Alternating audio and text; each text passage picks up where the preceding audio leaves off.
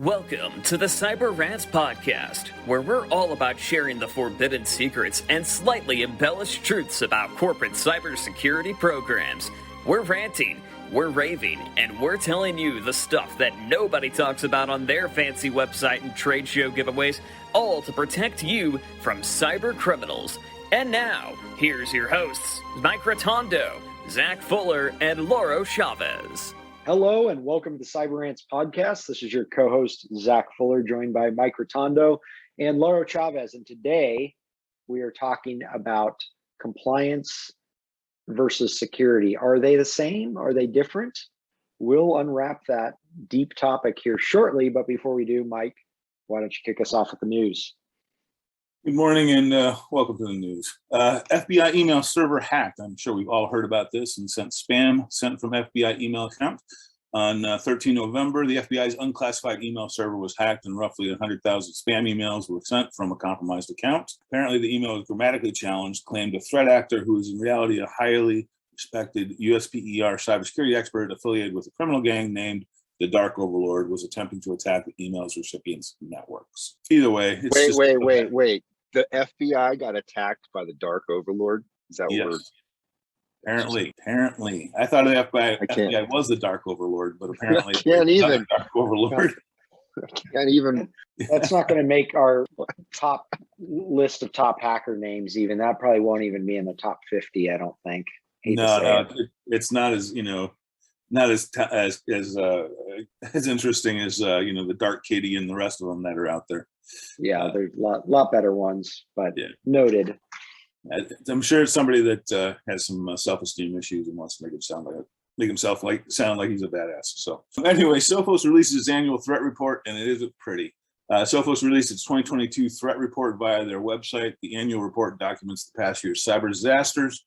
In addition to forecasting threat trends for the upcoming year, the report states ransomware as a service entities will multiply in the coming year. We kind of expected that. Cyber extortion tactics, they identified 10 different, will increase in severity and intensity to force customers to pay extortion fees. Crypto mining, targeting will increase, which we expected. Sophos suspects that attempts to mass exploit IT admin tools and exploitable internet-facing services will continue to rise. Threat actors are likely to increase the abusing Cobalt Strike, PowerSploit, and Mimikatz. The growing interest in Linux systems is expected to surge. They're starting to attack those. Botnets such as Mirai will take advantage of software vulnerabilities and default passwords in IoT devices. And then there's going to be some mobile malware and social engineering going on. So interesting stuff. Kind of talking about our subject today.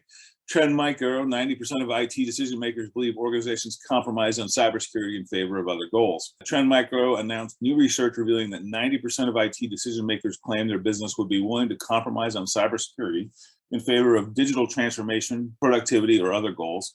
Additionally, 82% have felt pressure to downplay the severity of cyber risks to their board. The research reveals that just 50% of IT leaders and 38% of business decision makers believe the C-suite completely understands cyber risk. Many believe the C-suite either doesn't try hard enough, 26%, or doesn't want to, 20%, to understand. 49% of respondents claim that cyber risks are still being treated as an IT problem rather than a business risk. And that is one of the dangers that we face. Education. Cybersecurity incidents costing some companies over $100 million. A Michigan-based cybersecurity firm has dug into cybersecurity incidents that involve industrial control systems, typically for manufacturing. And the news isn't good. Basically, they're finding that just the cost is just getting ridiculous. $100 million is a lot to fix something, especially if you're a small company because you can't afford that. And guess what? There's a 0-day bug in all Windows version and it gets a free unofficial patch. Oh, it's nice of them. A free unofficial patch is now available for a 0-day local privilege escalation vulnerability in the Windows user profile service that lets attackers gain system privileges under certain conditions. Apply the free patch. It's a couple interesting headlines. CISA announced a new cybersecurity playbook. Go ahead and check that out. A hacker company broke the cloud using, it's an interesting story. And then there's also murder for hire, money laundering, and more, how organized criminals work online. So with that, Lauro, anything you want to talk about? Yeah, sure. I mean, I got some exploits. I've got some exploit news. There's a lot of exploit news I'm not talking about because I've already made that oath that we don't talk about that. Anyways, but I do have one to bring to everyone's attention this week that I think is important because if you are on the GitLab community, you should be aware that there is some Pretty awesome. Remote code execution, unauthenticated too, that is out there. Nice little payload. Let's get sent in base64 using curl or curl. I like to say curl. Just sounds like I'm working out. You know what I mean? Curling it. Yeah, that way when I tell everybody that I'm working curl, they're like, oh, he's out there doing physical exercise. No, it's not. But they don't know that. But you know, make sure that if you're using that, get off that version. I think it's 13.8.8 is if you've got any packages that are still in that versioning, make sure you're up off of that, because very nice proof of concept out there. And hats off to the author, Jacob Baines. Very well done, sir. Very well done. And everybody should be aware that GitLab Community Edition Enterprise before 13.10 and after 13.8 does have remote code execution. So took my time on that one, very specific, since we only have one. That's all I have for exploits this week. And aside from the free patch from Microsoft, big surprise. I'm sure that somebody's oil filter's leaking too from the factory. I'm just wondering, you know, they're talking about how it's a free patch.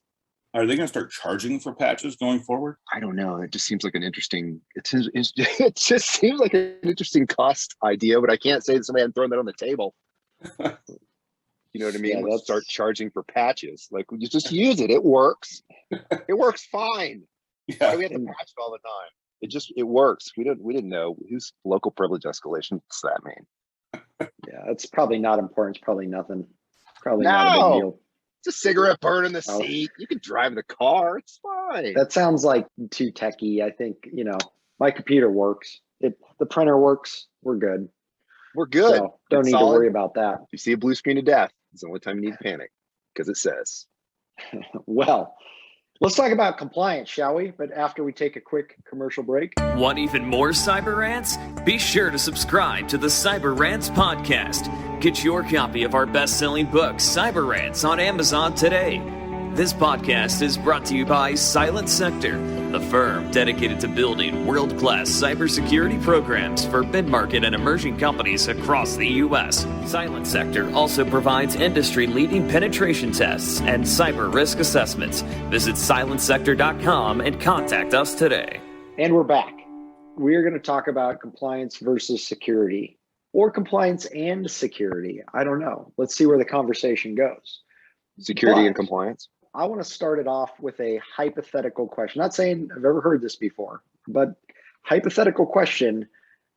We are, pick a framework, PCI compliant, so we're secure. What do you say? To prove it. No one's secure. First off, ridiculous. But compliant. You may be compliant. You may have a letter that says you're compliant with something. You may have an assessor tell you you're compliant with something. Doesn't mean you're secure. So, but in this case, PCI dictated that I do all these things, and that would make me secure. That's not the case, is what you're telling me. So if I'm compliant, I'm not necessarily secure, is what you're hinting at? No, you're compliant in that you are protecting card data. It does not necessarily mean that your enterprise as a whole is secure. So the systems that you have put in scope for your PCI are compliant with PCI's security and hardening. That does not necessarily mean the rest of your enterprise is compliant or secure. Bingo. Now, I'm not name calling, but there was some research done, and it looked at PCI compliant companies, and as a PCI compliant organization, they found that the actual cybersecurity implementation as an overall architecture that only made up about 4 to 12% of the entire enterprise. And it was focused simply in the PCI in scope area, right? Which is, I think, where organizations kind of get in trouble with that. I think it's a problem. One of the things we see is that, especially mid-market and emerging size companies, they may have one or multiple compliance requirements that they have to follow. And it seems like sometimes that is the bigger looming threat, a potential, maybe an upcoming audit or a potential requirement from a client or whatever the case may be is driving their need for compliance. And nobody's really saying, wait a minute, maybe you should have a holistic cyber risk management program first and then cover down on compliance. And I think it's a matter of timing and limited resources, budget, right? What do we do? What would you advise a company to do if they're faced with, well, we need to focus on compliance, so that's what we're going to do, as opposed to our recommendation, which of course is build a holistic cyber risk management program first. There's this groundbreaking book called CyberRants that talks about operationalizing compliance, making it available on Amazon. Shameless plug. That's always an ace in your sleeve. That's a great. Yeah, no, it's certainly covered in the book. It is, certainly. But for I guess a quick, because this can be complicated, right? And I think the easiest thing to do is to separate the idea that a compliance framework of any type, right, or security framework of any type applies to only a subset of your business that is dealing with that data, or a piece of code that you write that's dealing with that data.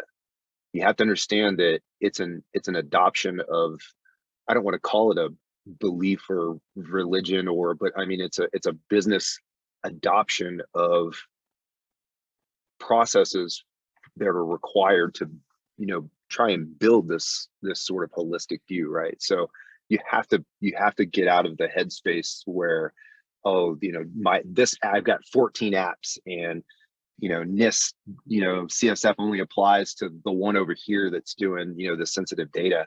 All the rest of them don't matter. I can do whatever I want with them. So I can tighten all my development process around this one app and do vulnerability scanning, and we'll only get a pen test on this one app, and we'll limit the scope just to this one app. Meanwhile, there's dev going on. There's a whole 24 block with the dev team using it, and they're putting all kinds of things on Amazon AWS and Elastic Beanstalk and everybody else out there that's offering that cloud platform. And you look, and auditor is going to come in, and they're going to get paid to do the scope of the audit. You know what I mean? Regardless of what you've chosen as a business, the assessor typically will attempt to stick to the scope. They may have some opinions along the way, but they'll try to follow the scope of the assessment that they have, that list of systems that's doing this, right? And then you essentially end up with that research model where you're this like little slice of the pie of your whole enterprise that's secured, and it's barely, right? And if you haven't air gapped or completely segmented that physically away from everything else, it could still be at risk just based on the rest of the enterprise being not doing anything at all. Separate your belief system, right? No, that makes perfect sense. I don't have anything to add to that. That was very well said. What about there? And I think there's a blend, right? So if we talk about something like PCI for credit card data, or we talk about HIPAA for protected health information, or PHI, we have scope based on the specific data set, right? Versus, so those are obviously kind of niche areas of focus, right? Obviously not holistic to the organization. What if we look at something like ISO 27001 or SOC 2? Would you say that there's essentially a sliding scale within the compliance requirements out there, where some are much more holistic than others? I kind of have an issue, even though we do SOC 2 audits and SOC 2 prep, I do kind of have an issue with SOC 2 in that it is really an accounting certification. It's an enterprise certification. It is not necessarily a security certification. It does not have the depth of technical requirement that a PCI would have or an ISO would have. So, SOC 2 is nice to have, but I would say, of the two, ISO obviously has more depth. But being SOC 2 compliant does not mean in any way, shape, or form that you're secure. So that's my that's great. It has such a limited subset for it just very in the whole of it. It has such a small place for technology controls, and the way that it hinge pins on ISO or anything else, and that it requires you to have some form of security policy or data privacy policy or risk around some framework. And so that's kind of how you can then fall into the ISO 27000 or the NIST or CIS controls.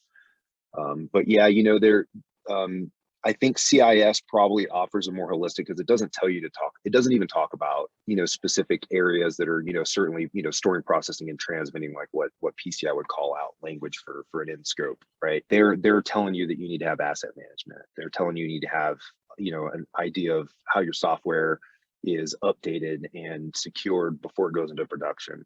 They're telling you that you need to do continual penetration testing, right? It's a more of a, again, adopted kind of a operations model to kind of do these perimeter checks, right? And these sort of configuration validations and step validations. And it doesn't have to slow down the organization, right? I mean, they can be streamlined, of course, right, to however you operate, but that there's that first push that it takes to kind of figure out how to kind of intertwine these things, right? Because how much pen testing is too much? Well, that's a great example of, compliance versus security, right, Mike? Because they're saying get penetration testing at least annually, and we have organizations that do it daily. It's like who's the more secure? The organization that pen tests only once annually and they pick one app, or the organization that does a more frequent cadence and they're looking at different attack surfaces that include the whole enterprise. Yeah, I think that you have to include the at least annually, because otherwise some corporate companies, to be honest, will just not even do that. One of the problems I see also is with a lot of these compliance frameworks is that you determine what's in scope. And I remember working for a company that decided to take some deprecated systems out of scope for PCI, even though they had card data in them. I, of course, pitched a fit and don't work there anymore, but that's another story. That's a good story, though.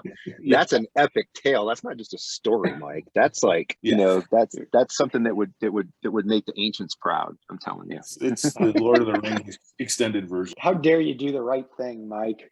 I know. Try to voice what you're getting paid to do. Try to give how some dare real you input. do your job? How dare you, Mike, try to do your job? Gosh. I have to take the company as a whole. Well, the company as a whole, if it gets hacked, is Are you saying the cyber criminals aren't just going to ignore those deprecated systems? They're not in scope. Yeah, they just don't scope. They don't check and see. They sent out a memo to all the cybercrime rings. Hey guys, we got these systems. They're out of scope. You're saying you can hit these other areas over here. You're good over here. Well, it's just like the president handing Putin the 16 things that he considered critical infrastructure that you couldn't hack. Oh yeah, like, really? Everything else free game. Yeah, free game. Have fun. Yeah, stay away from critical infrastructure. Yeah, we don't care about small business, but don't touch our critical infrastructure. It's weak and deprecated and not real good practices around how we manage it. But we keep some keys locked up. Don't touch it. Yeah, no. I mean, everybody needs to apply these things holistically. You don't take your car and say to the mechanic and say, just look at this run right tire. That's all you need to do. It's like, yes, sir, but it's a service checkup. We do a 350 point inspection and it's got 20,000 miles. No, I don't want that. I just want you to look at my one rear tire and let me go. Clean out the extras. Excellent analogy. Well, our focus is always, like I mentioned before, and like we've talked about on other episodes, but I will say it again because we tell people this a lot. Pick a holistic framework, something like CIS controls, Laura mentioned earlier. You have things like NIST, CSF, 853. What about, maybe we should talk a little bit about how to cover down from one to the other. So in other words, if you have certain compliance requirements, how would you pick the best framework for your organization? Crosswalks and such, maybe like NIST to HIPAA, those types of examples. Do you have any good advice for people that have a compliance requirement, but really want to do the right thing and build a holistic cyber risk management program? I don't know that it matters as long as you have a framework. I mean, HIPAA is a derivative of NIST, so it's a good starting point. However, if you look at the frameworks long enough, they all start to blend at a certain point where there's overlapping requirements. They just call them different things. Taking case in point, ISO and NIST, they have the same requirements for documentation, but the document's called something else in ISO, and NIST calls it something else. In reality, who cares what the name of the document is, as long as it's descriptive and has the controls in place that are being enforced. It's all good practice. And I think what we've developed over time is a hybrid idea of blending security frameworks together and then finding the best ones. At least that's what I do with most of the clients that I work with for Silent Sector. But we do, go through a checklist for a specific framework at some point. Yeah, absolutely. I think that the core activities are going to be, fairly similar as you start to look at these frameworks. But I'll use another analogy. Your enterprise is a big onion, and you may have specific controls today for HIPAA or PCI or anything else. It's specific layers of your onion slice. And the first thing you want to do is, if you've got a framework today, like Mike said, it's great just to have something. That's good, right? That's better than being there like what to do. But now you can kind of expand that configuration and those good practices with that framework and try to catch all those layers of that onion. But you'll notice there's some similarities between what I'll call proactive activities, right? And that's really the intent, is that cybersecurity in general has always been a reactive thing, right? And nobody cared about you until something was going down, and they either were blaming you or begging you for help, right? That's a big cheer out to all my cybersecurity fellows out there. You too, Mike. You know what I mean? Like that's really like what happened, right? Is like we either got blamed for stuff or they were begging for help. So the intent is to be proactive with these activities, and in the same sense that you take care of your lawn and your home and your laundry and the whole bit. The technical assets you have, both software and hardware, are going to be a liability to you if you do not.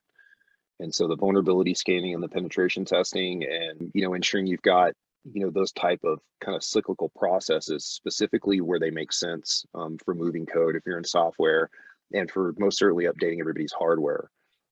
And not taking care of those technical assets because you feel, again, like we were joking before, it's like it works, right? Like it's fine, it works, like it doesn't matter, it's leaking a little oil, but I can drive it. That's the whole point, right? You need to make sure that there's technical maintenance that's being done very continuously, because as you hear these podcasts every week, we don't make this stuff up. This is known stuff, right? We've always known this stuff is happening. There's a lot more headlights on it these days. This is going to be a continual thing, and so the maintenance is even more important now than it was. And so if that's the two activities, that continual risk assessment that you're doing for your technical assets, it needs to be done, and they all need to be patched and updated. And you'll see that's pretty much the same across all of these frameworks. They want you to categorize your assets and your data and make sure you keep them very, very postured and in shape, and make sure your users can't modify that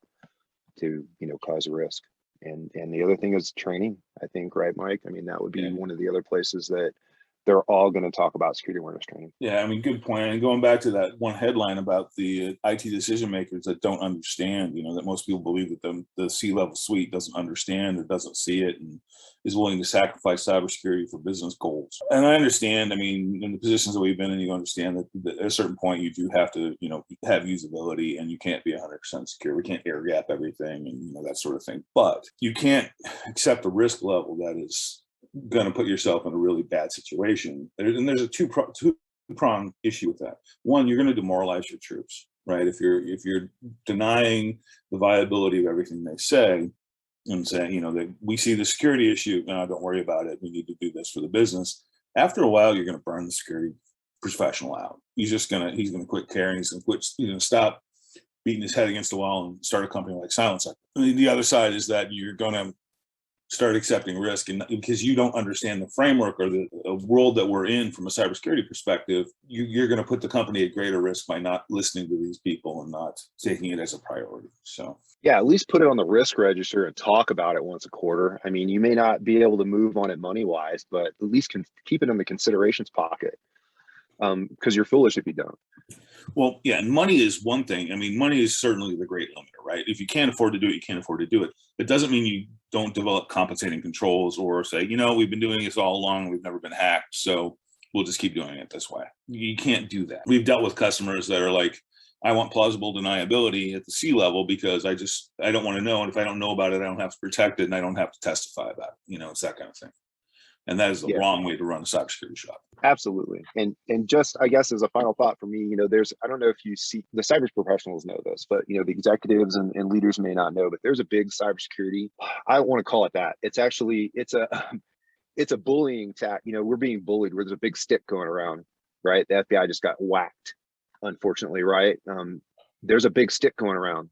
Okay, that stick's going around. What's going to happen when the stick comes to you? Yeah. Right, because the stick's going around, you can see it, and these organizations have money and time and dedication, and they all make mistakes too, right? Because there's a lot of data, there's a lot of systems, there's a lot of movement. What's going to happen when it gets to you and you've got limited resources? So you don't need a lot of money to do good cybersecurity configurations. You can just talk to smart people about it, right? I mean, the configurations are free, right? I mean, research is free. Like, do that, trust the people that you have. But yeah, the stick's getting swung, right? It's being swung. And if it's not ransomware, it's extortion. If it's not that, it's defamation, right? Through the abuse of a domain name, right? I mean, so I think of it more of like a mace with nails sticking out of it. Pretty gnarly, and it hurts really bad. Yeah, I don't like it. It needs to stop. If it doesn't kill you. Well, It's like a perpetual ex-wife. Would you is there a story you want to share or anything? Yeah, I was like, I want to talk about that one. That's great. Let's talk about the mace. I think the moral of the story here is it's about progress, not perfection, right? And a lot of people get caught up also, and they may know their compliance requirements, but they may say, okay, well, which framework, and spend lots and lots of time trying to pick the perfect approach. Meanwhile, there's all the basics aren't being covered, right? It's like just if you don't have a specific model that you have to follow, just pick something and run with it. And CIS controls is outstanding, or look at NIST CSF, to get started. One of those, and just run with it if you don't have any specific requirement otherwise, and get started, get the ball moving, get your documentation. Like Mike said, if you need to switch to ISO and it wants you to label the document something else, well, at least you have the document. Just do a find and replace, easy enough. So I think that's true for the vast majority of organizations out there. They can really cover down on the fundamentals. And there's a really good book about building cyber risk management programs. I don't remember the name. CyberRants, something like CyberRants, I think it's on Amazon. So anyway, any final words of wisdom before we jump off? I would say, if you don't know what to do, talk to a cybersecurity professional, buy, 5 hours with consulting time, and talk to a cybersecurity professional. I would also add this caveat. If the first thing they do is try and sell you a tool, cancel the sale and find another cybersecurity professional. So that's what I would recommend. If you don't know, talk to someone. Yeah, absolutely. My final thought is if there you are, you're sitting there, I see you, you're driving to work, right? You're listening to this podcast and you're about to pull into the parking lot. You're probably stuck at a stoplight or something. And you're figuring out, you're like, what am I going to do when I get to work today? I'm going to sit down. I've got my tool sets, and what am I going to do? What I would suggest is I would take the biggest risk that you believe you have today and just document it. If you don't have a risk register, make one. You're sitting there. I see you looking at the radio. Don't look back at me like that. Look, listen to me. When you get to work, open up Excel. I don't care if it's Word, doesn't matter, right? It could be a notepad. Just call it risk register and say the number one risk we have today is, and put that down. Okay, that's the simplest thing you need to do. And then from there, I think the story pretty much builds itself. You know what I mean? So anyways, pay attention to the light screen. I like it. Excellent thoughts. Well, thank you everybody for listening to the CyberRants podcast. Reach out at the cyberrantspodcast.com. Let us know your topics, questions, ideas for future episodes that you want to hear about, and check out the book online. I think we kind of are beating a dead horse there, but we've got lots of great feedback. CIOs that have bought it for their entire IT departments. Really cool stuff in that book that's really helped people a lot, really move the needle in cyber risk. So check that out, reach out, connect with us, and be sure to subscribe to the podcast if you haven't already, and have a great day. Take care, everybody. Peace out. Pick up your copy of the CyberRants book on Amazon today. And if you're looking to take your cybersecurity program to the next level, visit us online at www.silentsector.com. Join us next time for another edition of the CyberRants podcast.